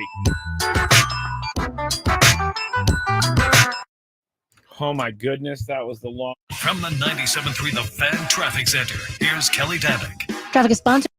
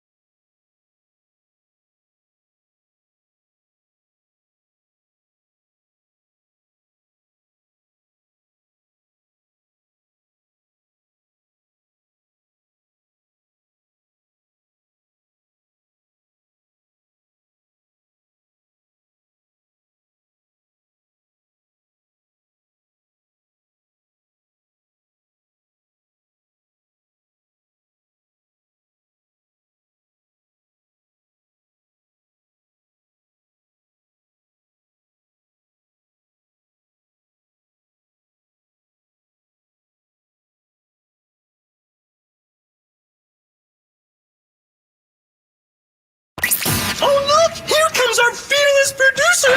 Gwynn and Chris starts right now on 97.3 The Fan. And welcome into Gwynn and Chris, hour number 3, the happy hour, final little half hour or so before we get to Sam Levitt's pregame show. We kick off the happy hour today with news that Manny Machado is going to be a Padre. And as a result, he's not going to be a Padre. If you're confused, see if we can't clear it up for you. Manny Machado is going to miss the Padres 4-game series in Denver this week against the Rockies because he is becoming a father. For the first time, Machado's wife, Yanni, is expected to give birth to the couple's first child this week. And Manny is expected to rejoin the Padres on Friday. Okay, so when they're home against the Philadelphia Phillies. Okay, so that makes sense. I wasn't really sure about that. Like, is he going to fly to Colorado tomorrow? Yes, I'm giving you the updated version of the story here. Thank you. He is expected to be on paternity leave until Friday. When the Phillies come in, Matthew Batten activated to take Machado's spot on the roster. Tonight, Jerks Profar serving as the DH and batting cleanup. Jose Azocar will play in left field. But how'd you like that? The way I led that off, though, by saying that Manny Machado is going to be a Padre, going to be a Padre. Yeah. As a result, he's not going to be a Padre. I think it was Did that great. confuse you? No, it didn't confuse me. But it would have confused me in the car, and I'll be like, "What is he talking about? What am I need talking to turn about?" up the radio a little Sounds bit. like Scraby's trying to explain a story, and it just makes no sense. Sam Levitt will have any further details for you coming up on the Padre pregame show about a half an hour from right now. I got one more thing before we get to Chris First the Fans. You know how I love prospects, Scraby. Yeah, I love them. Biggest prospect guy in the world. I live for prospects. Yep. Mm-hmm. Major League Baseball prospects, NFL prospects. They're all going to be the next great thing until they're not. I don't know if anybody's noticed Jackson Holliday. Ooh. The most exciting thing to hit baseball Since in the last 30 years. By the way, since when is sliced bread all that big of a deal? But never mind. That's for another time. I didn't know. Jackson Holliday so far with the Baltimore Orioles, 9 games, has had 30 at-bats. He has 1 hit. Not only does he have just 1 hit and 30 at-bats, he has struck out 16 times. More than half of his at-bats have been strikeouts. Now, that's not to say that Jackson Holliday won't pick it up from here and go on and be a 6-time batting champion. He probably will. But it is to say prospects remain just that until they start doing something. And I know that everybody loves them, and everybody talks about how the Padres are a grade B- and a grade B+, and that guy's a 4-star, and that guy's a 6-star. It's all fun. You guys enjoy it, but it doesn't mean anything to me until I see these people play. I think Jackson Holliday, who would you rather have right now? That's Holliday or Merrill? Yeah, that's not even a choice. It's not even a contest right now. Not even a contest. Right? And Jackson Holliday is the most talked about young player in baseball. But not Jackson Merrill. I don't want to say he's cooled off, but he did not have a huge weekend against Toronto. Still at 308 with a 782 OPS. 1 home run, 8 RBIs, and 4 stolen bases. Still been pretty impressed with Jackson Merrill. All right, Scrabe, you ready to do some trivia? I sure am. I bet you the contestants are ready because they have a chance to qualify for a trip to Las Vegas. A 2-night stay at the Westgate Las Vegas Resort and Casino. 2 tickets to see Kool and the Gang. Yeah, I really like Kool and the Gang, but they've caused me nothing but problems this month because we keep naming songs that they didn't do and people get upset. I'm just happy they're back. And they will be at the Westgate Resort and Casino residency through 2024. You can get tickets now at Ticketmaster.com. The Westgate Las Vegas features newly designed premier rooms, part of their $70 million room renovations, home of legendary Vegas fun. Let's go. If you had one shot, one opportunity to take down the human almanac himself, howdy do. Now is your time. Listen to me, this guy is dangerous. Now is your opportunity to win a prize. Well, I hope you know what you're in for. Chris versus the Fans starts now on 97.3 The Fan. All right. Chris read that prize so gracefully. I'm going to read the rules very gracefully. You have to make it through 3 questions. Each question will get more difficult. If you get the question right, you move on. If you get it wrong and Chris gets it right, you're eliminated. But if Chris gets it wrong, then you move on to the next question or you win. If you're a first-time player, let us know before we get into it, and you will get that question for free today. All right, let's get into it. I did some work on the questions over the weekend, Chris. So I think you will find a good challenge today. I'm ready. I hope. Let's go to Lucas in Poway. Lucas, hello. Hey, how's it going, fellas? Hi, Lucas. Pretty good. Are you ready to play? I am. Good luck. All right, here we go. Go get him. Question number 1. What Padres player just recently celebrated 10 years of MLB service time?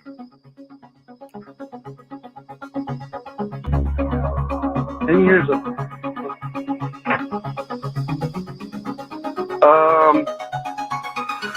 So, you Darvish? You Darvish. Darvish. I have no clue. He doesn't know. Stay there. That's a tough one. That was a tougher. I'm not saying it's too tough. I'm saying it's a tougher variety first question. Happened in the last but week we've and a talked half. about it a million times. So sorry about that. Is it Luis? No, Lucas. Sorry, Lucas. It is Jerks and Profar is the guy we're looking for here. So Sorry, Lucas. sorry about that, Lucas.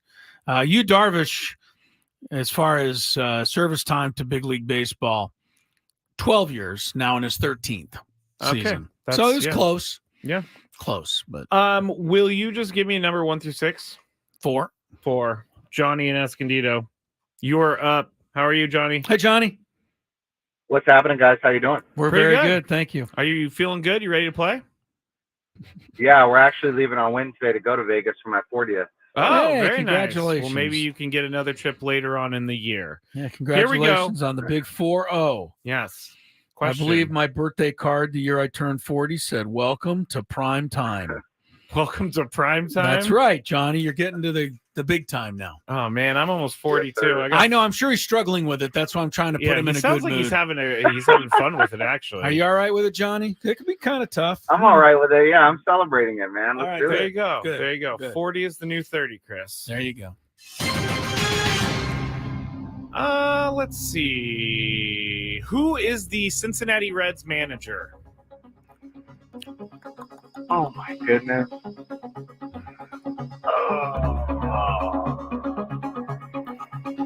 Tough. Tougher than Dave Bell.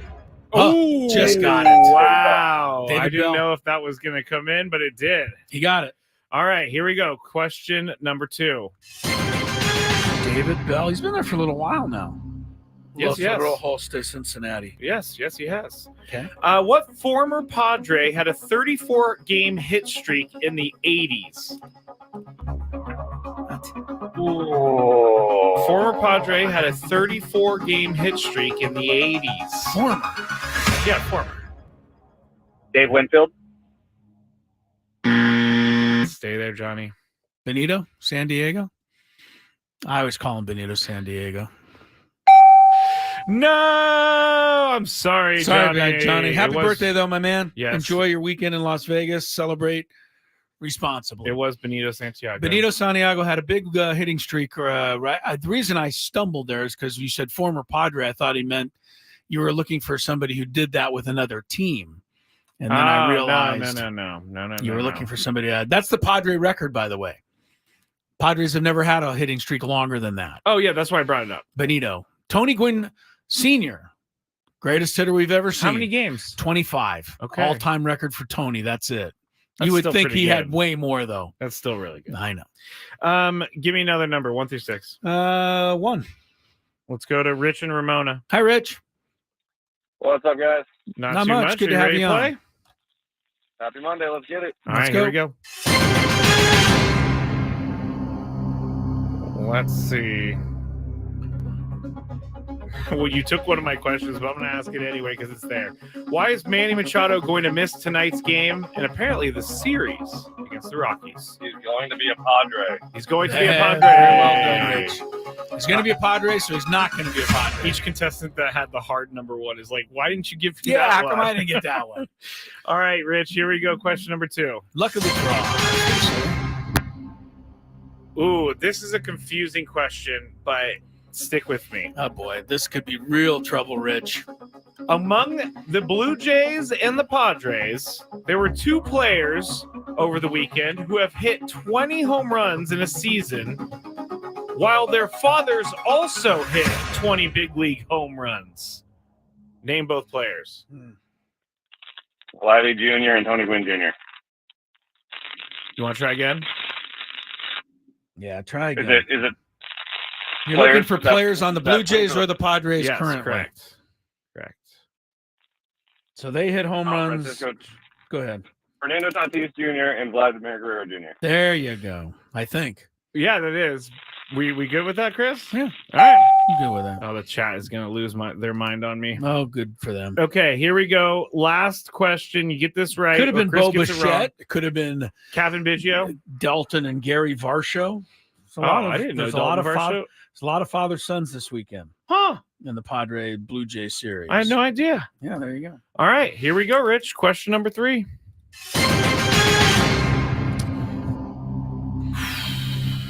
Boy, deep breath there.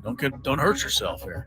Name the last 3 big leaguers to reach 3,000 career hits. Ooh. The last 3 to reach 3,000 Miguel hits. Cabrera would be one, I would guess. Okay. I'm going to go with Miguel. Miguelito. Say A-Rod, Okay. and let's say Albert Pujols. Okay. Boy, that Stay there, sounded though. pretty good, though. Stay there, though. I got to get all 3 of these things? You sure do. Yeah, I think Miguel Cabrera sounds about right. Seems like he did that pretty recently. The other ones are really tough. Was it the most 3 recent? The last 3 big leaguers to Get reach 3,000 hits. Boy. I don't know. Scrabe? Now I got to remember who he guessed so I don't guess the same ones. Well, I can give you that. I'll give you that. right. He guessed Cabrera? Cabrera, A-Rod, and Pujols. Okay. I'll say A-Rod, and I'll throw in Eddie Murray. Rich, a win you for are the you. winner. Joseph? Stay right there. Yeah, that's a tough one. I didn't know. Who is it? I need money on the chat. Got it right. Really? It's Miguel Cabrera, Albert Pujols, and Adrian Beltre. Adrian Beltre. Yeah, that's one that snuck in there on a lot of us. Very We'll good. have another game tomorrow. Very good. All right. So Joseph. No, wait, who won? Rich. Oh, I had Joseph the wrong. I ID'd the wrong person, It's okay. and I don't need to use the.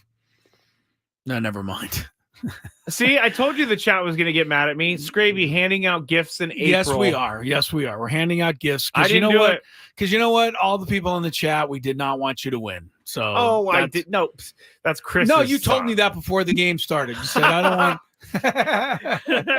No, I just face a lot of pressure with these. Yes, I know. Choices. Everybody takes it very, very seriously. The funny thing is there's another game of Chris versus the fans Yes, there is tomorrow. So We you do know it what? every day, Everybody will get a people. chance. Do it every day. And you know what? You shouldn't be on the chat anyway. You should be online trying to play the game. That's Well, you the way can I call say it. in from the chat.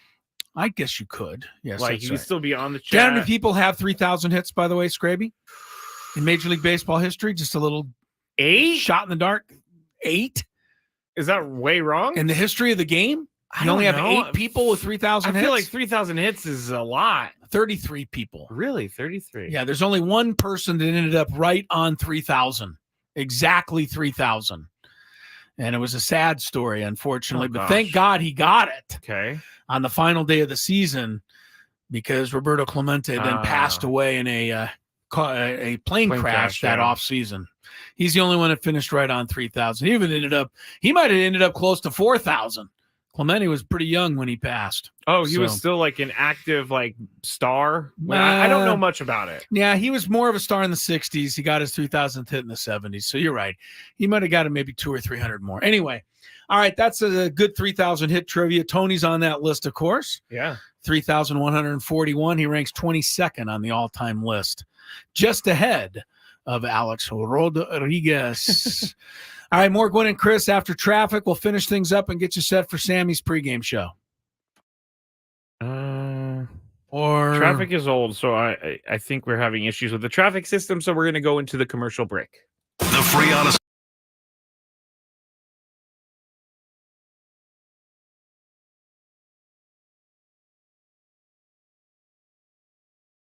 Chris, hello for my friends at SD Fat Law.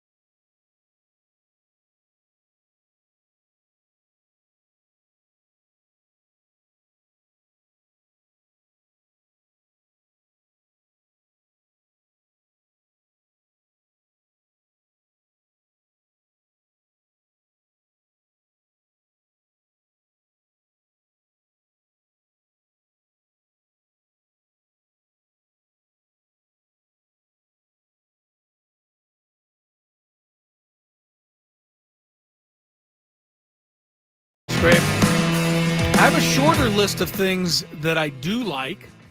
There are things that I do like, believe it or not. I know people find that hard to imagine. Here's one of them. I like crazy circus-style base running. Oh, when it's not happening. It? When Okay. it's not happening to my team. All right, there you go. As long as it's happening to somebody else. The Marlins just had runners at first and second. They had nobody out, and Jazz Chisholm hit a ball off the top of the fence for a double. The runner at second base, Luis Ariz, got so confused that where the ball was and where it was going to go, did not run. Yes. And then he got the third eventually, and the trailing runner from first also ended up on third. So Luis Ariz just said, what the hell, I'll take off for home. He was tagged out by 30 feet. But, I mean, if you got first and second and the guy doubles off the fence, you need to score at least one run, maybe two. Jazz should have got an RBI for that. He should have got 2 RBIs for that. Instead, nothing. And the Marlins are empty. And this is one of the reasons why they have an awful team. Hopefully we'll see some of that Keystone Cops action from the Colorado Rockies in this 4-game series, which starts tonight at Coors Field. The Rockies actually have a worse record than the Marlins do. They have been absolutely awful pretty much in every way, but especially offensively. That's where the Rockies, who used to at least automatically score 6 or 7 runs, they just couldn't pitch. They don't score like that anymore. They've played 9 home games this year, Scraby. They've scored 3 or fewer 6 times in that stretch. That's games at Coors Field. They've also not homered in any of their last 5 games overall, any of their last 3 games at Coors Field. And they've trailed in They've trailed in all 22 games they've played in this year. Every game they've been behind at some point. They're the first team to do that 22 games in a row to open a season in 70 years. It's been a long time since a team has been this bad this often. I mean, I'm only saying this because, the Padres and their fans and everybody's upset now because they're like, oh, they're gonna beat us. You have that defeatist attitude already. I kind of do going into the series, but I don't know. The Padres have been doing much better against the Rockies of late. Yes. So hopefully they can keep that going. And when I say of late, they finished last season pretty strong against the Rockies. It didn't seem like they were doing well against the Rockies last year, but they won 2 out of 3 in July at Coors Field, and they swept the series in September from the Rockies here in San Diego. So, they finished actually with winning each of the last 5 meetings. It doesn't feel like that. But it never feels like that. It always seems like they lose to the Rockies. I agree with you 100%. A lot of us were having a hard time with last season, so we kind of put it out of our mind. That's why I don't remember. Well, the game we all remember last year in Coors Field was the one where was Nolan Jones. Nolan Jones hit a curveball from Cosgrove into the third deck. Yeah. First Ryan McMahon hit a home run through the rain. It was a Sunday afternoon game. Yep. If I'm not mistaken. It was, yeah. And McMahon hit one through the rainstorm off Cosgrove in the bottom of the 9th inning, and then it poured so bad we had to wait like a long time, 4 hours for the game to resume, right? And then they resumed the game, and Nolan Jones hit one even further. He did. And you're like, what can we do here? We never win a game in Coors Field. It's true. But actually the Padres did win their last 2 games there last year. So they won 5 in a row overall. I have some news that Bryce Harper also on the paternity list. Yes, he and Manny are together on the paternity list. Man, how about that? Everything they do is together, apparently. Superstars. I'm not in charge of this, department. It's everybody's family. It's everybody's world. Okay. They live it the way they like. I don't know. Would you try not to plan for a child not during the season? I know you can't always control all that. I know how it works. Are you sure? Do we need to go speak after the show? You know what? No, let's say, why don't you explain it to me now? Well, when a mama bear and a papa bear and the stork come, tell the stork to come in the off season is all I'm saying. Yeah, the stork needs to figure it out. I don't know. It just seems kind of interesting to Now, me. I don't have any problem with Manny on paternity leave. I mean, whatever. Whenever I have a kid, if I ever have a kid, I'll be on paternity leave too. But I know there's people out there like, why are you not playing, Manny? It's only been for the last maybe 6 or 7 years that baseball has even had a paternity leave. That, and it's been more accepted, because I remember us even on this show at the beginning of this show. We were getting mad about it? About someone taking, I don't think Tony was. I think we were. You and I were just screaming. But someone was taking time off due to paternity leave, and it was a big game. I think that was the issue, is that it was a huge game for that team. I can't remember why. Well, Manny will be out for this series as he and his wife get ready for the birth of their first child, the couple's first child. So Nate says 9 months ago was them. July, so around the time they took 2 of 3 from the Rockies. Oh, brother. No, Nate didn't say the Rockies part. I did. Oh, you said the Rockies part. Yes, I said the Rockies part. Couple of quick local notes. We've got a minute or two. Local note? I do. I like to mention these guys and gals. First, thumbs up to the UC San Diego Tritons baseball team. They continue to have a really, really good season. You know, we talk about the Aztecs on this show because we're both Aztecs. The Aztecs baseball season has been, for lack of a better term, a nightmare, Scraby. They are really struggling. They lost 3 games this weekend to Irvine. But in the meantime, the UC San Diego baseball team beat Irvine last Sunday, took 2 out of 3 from them, and then swept Cal State Bakersfield on the road this weekend. UC San Diego baseball, 26-11. That's pretty good. That's a great season they're having in a very tough conference, the Big West Conference. So hope they keep it up. And then I wanted to shout out Kelsey Tadlock. Kelsey, okay, yes. Kelsey Tadlock of the University of San Diego women's softball team, who on Saturday pitched the first perfect game. Wow. In USD softball history. That's crazy. It was a game shortened to 5 innings because of the mercy rule. Okay. They won 9-0. And if you're ahead by that, they call the game after 5 innings. All right. Not her fault. No. Right? But instead of 7, she only had to pitch 5. But she got a perfect game, and that's a perfect game in my book. Hey, congratulations to Kelsey Tadlock. Yeah, it wasn't her fault that they ended the game. No. That's well pretty done. That's pretty incredible. Rod on our chat says special shout out to the 10 and under Bonita Valley Huskies. Playoffs start today, and I believe that's softball. Bonita Huskies. Bonita Valley Husky. Right. Oh, you know what? I'll bring Lucky down. He'll be your mascot. He's a Husky. He's a Golden Retriever Husky. I really don't think you're going to do that, but no, I'm not. Why not? You just because I don't actually know where it is. You just offered. Well, I would have to. Yeah, you're right. I probably shouldn't have offered that. All right, don't forget Thursday. I know we've got Padre baseball, obviously tonight, tomorrow, Wednesday. Then Thursday's a day game. Don't forget Thursday night. Scraby and I and Braden will be in, and it'll be us and our great coverage of the National Football League draft for 2024. So make plans, circle your calendar Thursday night between 5 and 9 o'clock. We'll have all the picks. We'll take you to the podium there in Detroit, and we'll have bios and breakdowns of all of the players. And Braden and Scraby will tell all of you how great all the players are, and I will make fun of them. So that's pretty much how fun of us. Pretty much how the draft coverage will go on Thursday night.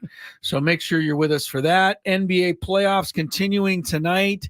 The Orlando Magic taking on the Cleveland Cavaliers.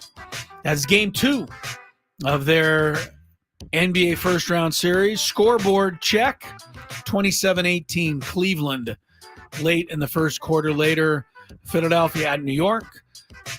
Even later, Lakers at Denver. Kings open up in Edmonton tonight. So we'll, wrap up all the playoff action. You enjoy Padre baseball. It's coming up next. Sam Levitt's pregame show. Padres and Rockies. For Scraby, for Tony Gwynn Jr., Chris Ello. Enjoy baseball right here on 97.3 The Fan.